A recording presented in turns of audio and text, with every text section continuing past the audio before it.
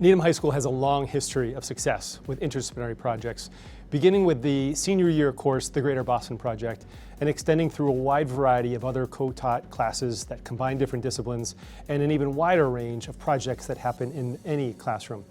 We are most excited, though, for the future of interdisciplinary learning here at Needham High School.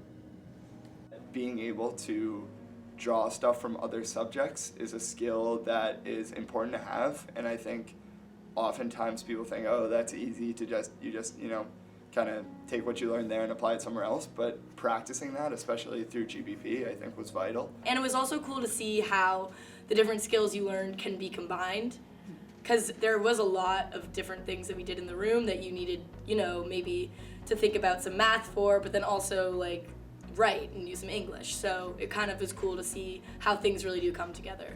There's been a push within the system, within the community and the school to get more courses that are showing the overlap between disciplines, as well as the critical importance of collaboration skills, presentation skills, being creative, being self-directed, design thinking and problem solving. Like all these things are like, oh, these are the forefront of where education's going. This is what we do in Greater Boston Project. Can we find ways to do it in other places?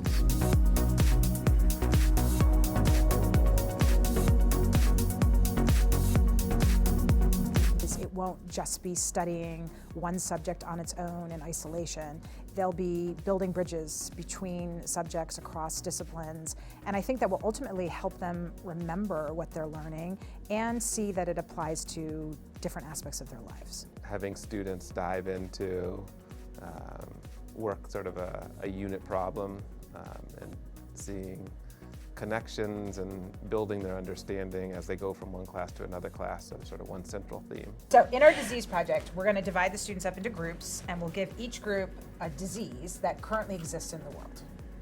And this will allow them in biology to really understand the difference between a disease caused by a virus that may be treated by vaccination versus a disease caused by a bacteria, which really is dependent on antibiotics. And they always like to come back to, hey, in history we learned about this disease, the plague. And so being able to tie in the history, I think, is our goal. So they'll be able to track from where we talk about the plague moving through Asia, through the Middle East to Europe, and how it affected the different societies there. We'll also look at how smallpox came to the Americas with the Age of Exploration. And ideally, they can also look at how disease spread through a population mathematically. And modeling mathematically is a central theme of what we do in high school math. We look at the connections between equations, graphs, and tables. And now we can do it in the context of the spread of a disease and modeling exponential functions with this real-life connection.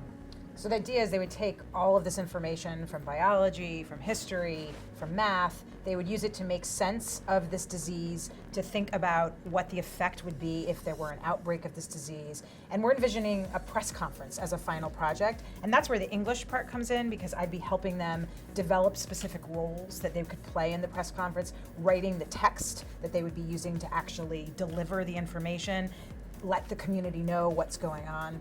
And that's actually really good because MCAS in English, which they don't take till 10th grade, is really moving towards more informational type writing, and this will give them a chance to practice some of those skills. If you're a student that math class is much more meaningful for you when you know the reason behind the equations you're using, or what's the outcome that you're looking for, or you really enjoy, writing a paper that also is about something interesting in science, or, learning about a culture that ties in with biology or whatever it is.